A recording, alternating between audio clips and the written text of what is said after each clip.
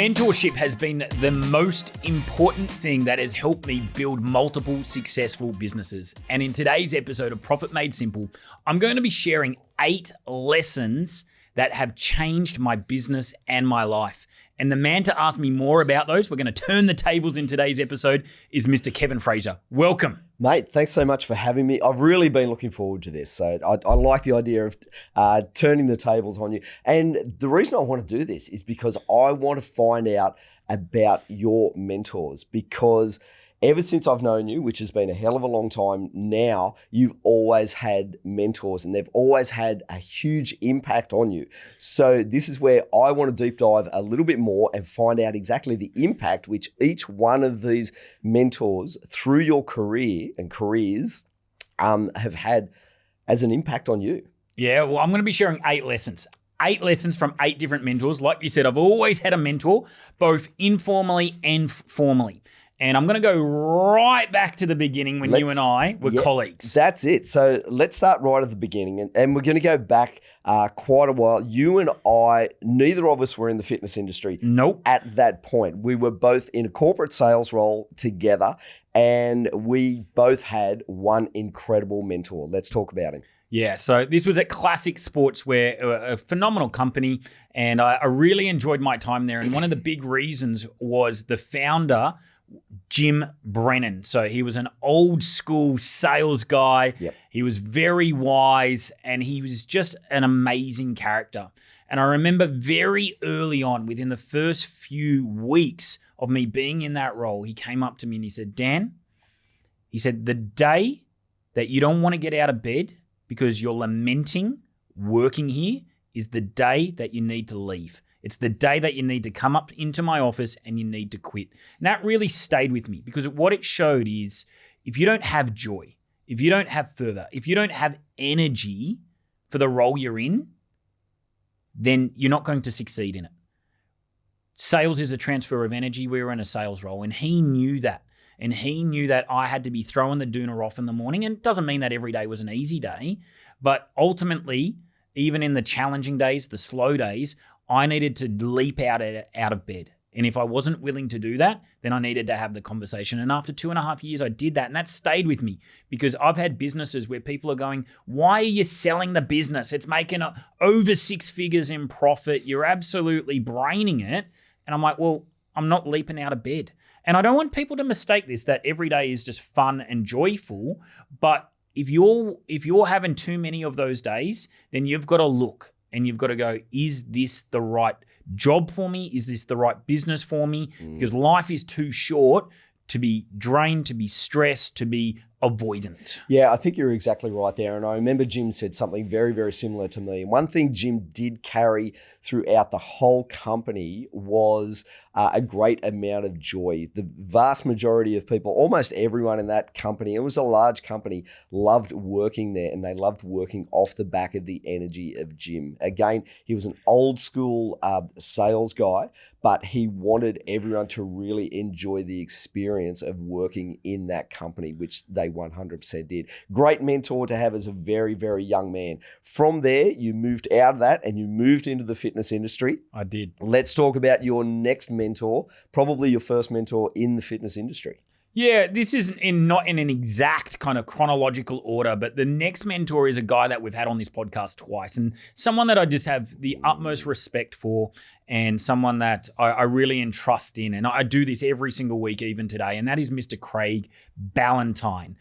Absolutely. World's most disciplined man. He is. And one of the great things that he showed me was that you need to prioritize your life and make sure that you have your life first and you build your business to support that. And that was critical for me, because I was making a lot of sacrifices in life because I was so indulged and involved in business. And I made some mistakes. You know, there was times where I didn't prioritize myself and my health and my relationships and different friendships. And as a result, you know, I lost very, very key components of my life. And when I met Craig, he's like, you've got it round backwards, Dan. What's most important to you?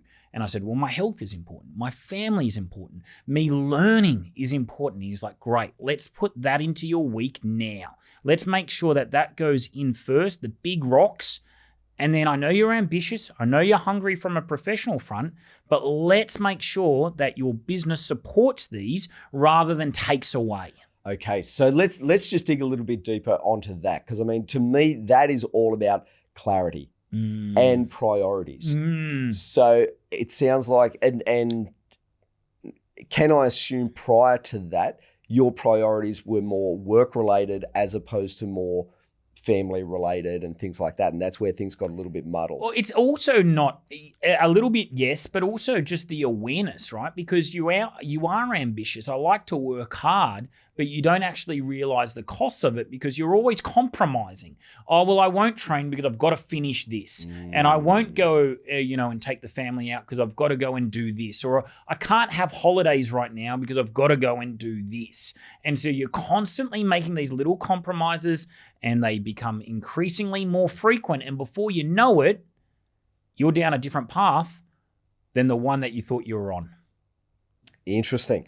Okay, and once again, Craig Ballantyne, they call him the world's most disciplined man, but he does have a number of absolutely fantastic books out there which have had a big impact on all of us. Great. Let's head on to the next mentor now, and what the big lesson was that you took from that mentor. Yeah, so the third mentor is a guy called Jean-Marc, a very astute guy, and he said something that has stayed with me up until this day, and he probably said this 15 years ago. And he said, Dan, you don't pay people to stress you out. And what he was referring That's a great line. Isn't it? It's fantastic. And I come back to it on a frequent basis because your team is there to help you realize your vision, the vision of the business itself, the difference you want to make on the world. Your team is there to help you create leverage and arbitrage. Your team is there to make life easier and to amplify the business itself. But if all of a sudden they start to stress you out on a continuous basis, if they start to pull away, they start to drain you, they start to, keep you up at night, then they're stressing you out. And the ironic thing is you're paying them every week to do so. At that time, did you actually realize that was happening? No. So I would complain about staff to him. I'd whinge about staff. Okay. And he's like, Dan, fix it. Or you don't pay people to stress you out. Right? So you had to make some hard decisions. Yeah, you've got to address it. And Dan's a people pleaser, so that wasn't always easy for me. Yeah. But he's like, you can't just dig your head in the sand and be stressed and have the same conversation with me every week unless you're willing to do something about it. Either resolve the problem by, not getting them to do, but essentially helping them realize that they're underperforming or they're not meeting a standard, or free them up. So that sounds like you got that advice 15 years ago, and it sounds like you pretty much hold that like right up to now, and you still think about it a lot because it's incredibly relevant, like at no matter what age. And I must say it to a client once a week.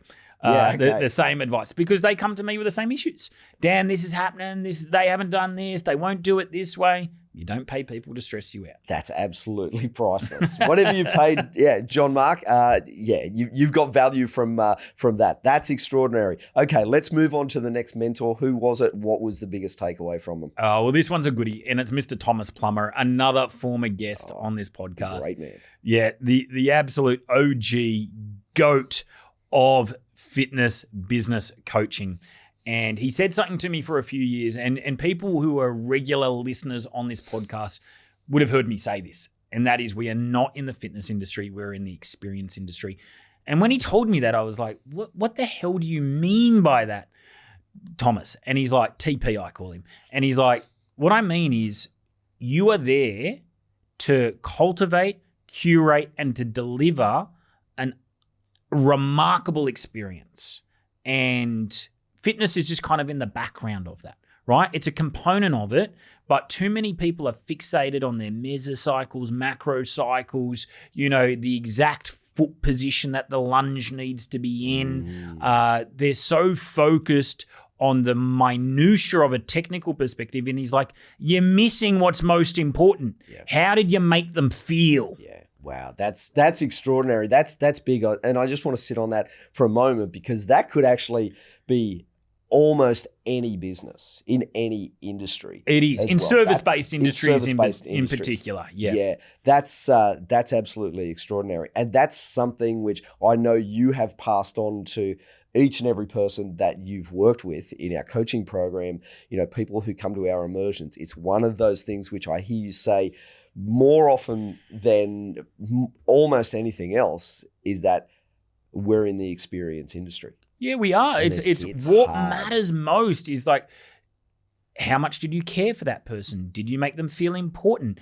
Did you prioritize them? Did you think about every little element in terms of how you could elevate them and make them feel welcome, make them feel safe? That's what people need, and that's what people want. And people are going to forget what you say, but they're never going to forget for how you make them feel. Right? And it's cliche, but it's true. It's cliche for a reason, because I remember my most fond memories in life have been because of how I've felt. Of course, yeah. Yeah, that's exactly it. One of the things which I like to say as well, for people who are in our program or people who I've worked with for whatnot, if you can give people great results and a great experience, they've got no reason to leave you. And it comes down to, more often than not, that experience. If you make people feel extraordinary, they will want to stay around you. It's a great point, because a lot of the time people will come because there's some kind of physiological result they want. They want to lose the 10 kilos. They want the back pain to go.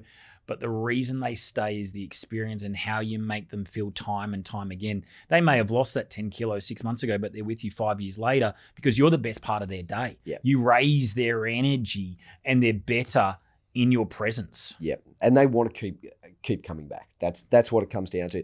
Absolute gold that we're getting here. Wow, I'm going to have to watch this back, because these mentors have given you so much value. And I know we've got a couple more still to go. We do. So number 5 is Mr. Jack DeLosa. So great guy, phenomenal entrepreneur, someone that I have a lot of respect for. I joined his program, The Entourage, when I was pretty early into entrepreneurship. I read his book and I went, man, this guy, and he's younger than me. He's a young guy. Yeah. I was like, this guy understands business. Yep. And so I reached out to him and joined his program. And I learned a lot of lessons from Jack, and I still continue to do so. He's going to be our keynote speaker at our Filex conference coming up in the next couple of months as well.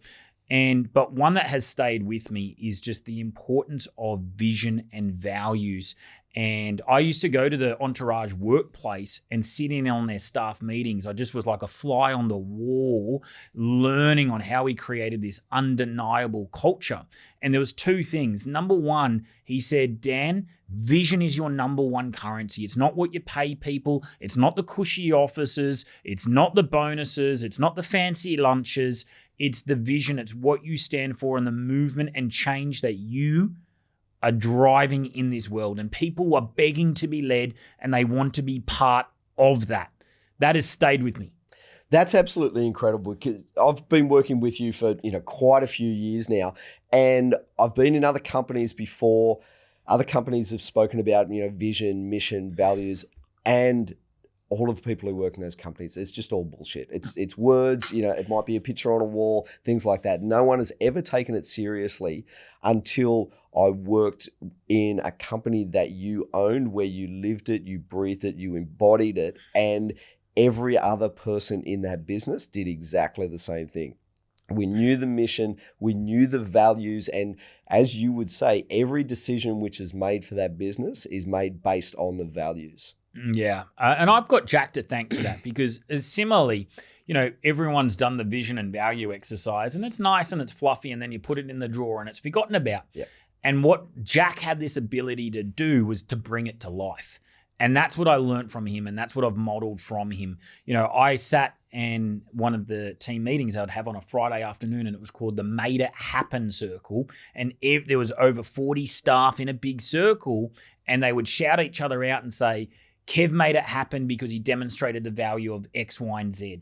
And so these values were not pretty words in a desk drawer or even on a wall. They were living and breathing through the actions and the purpose that they had.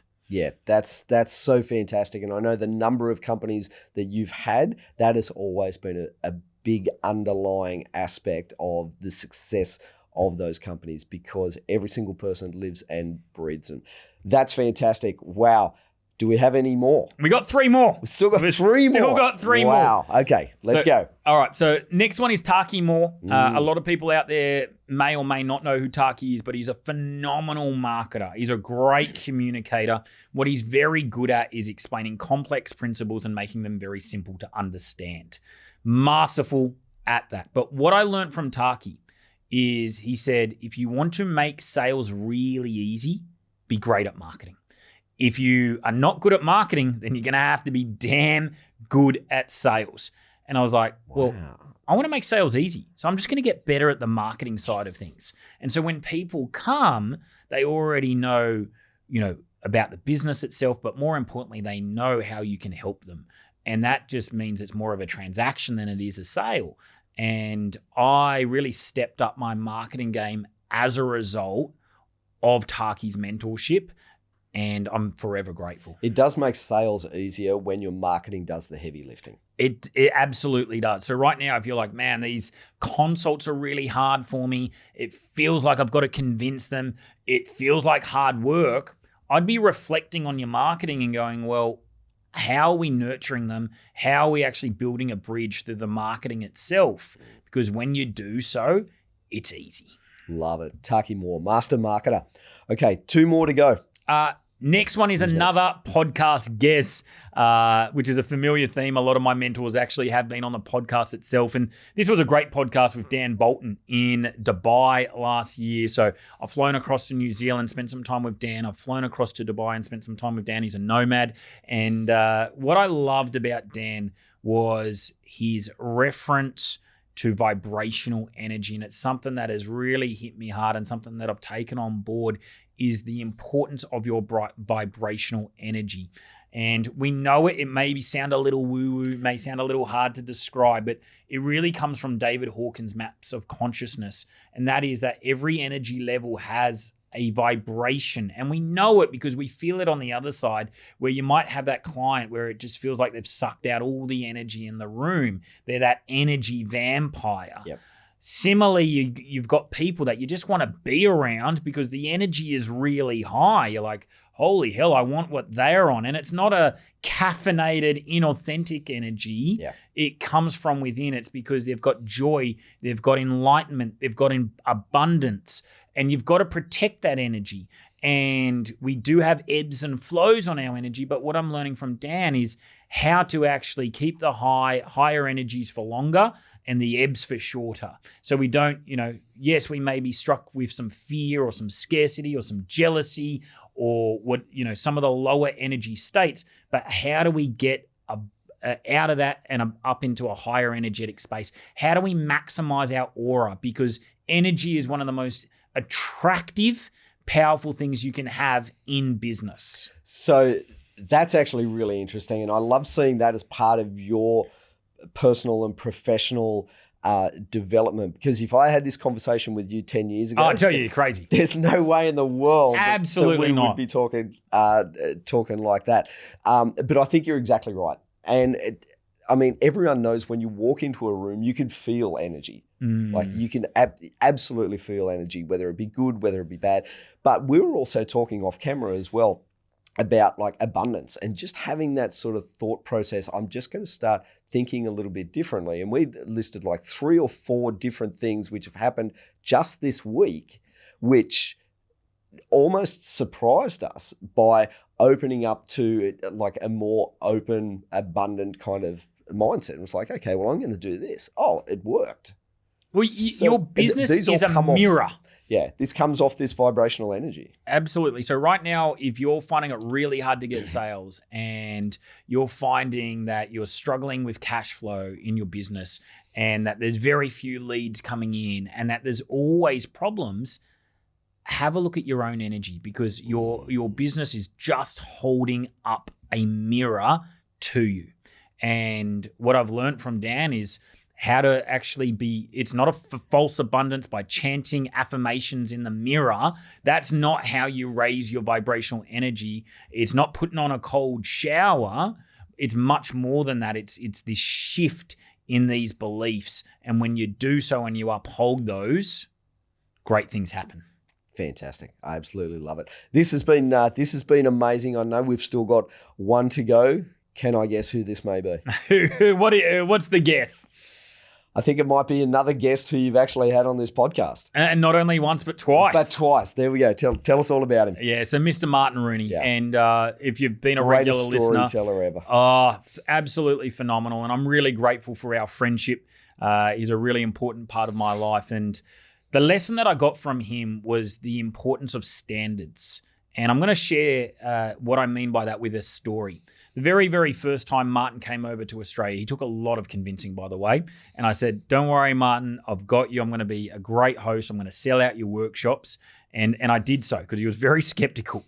And he had to travel from North Carolina. He had to jump on several flights. It was a really long trip. I think it ended up being close to 20 hours by the time he touched down in Sydney. And I picked him up at Sydney Airport and I said, mate, you must be exhausted. I'll drive you back to your hotel. And he said, no.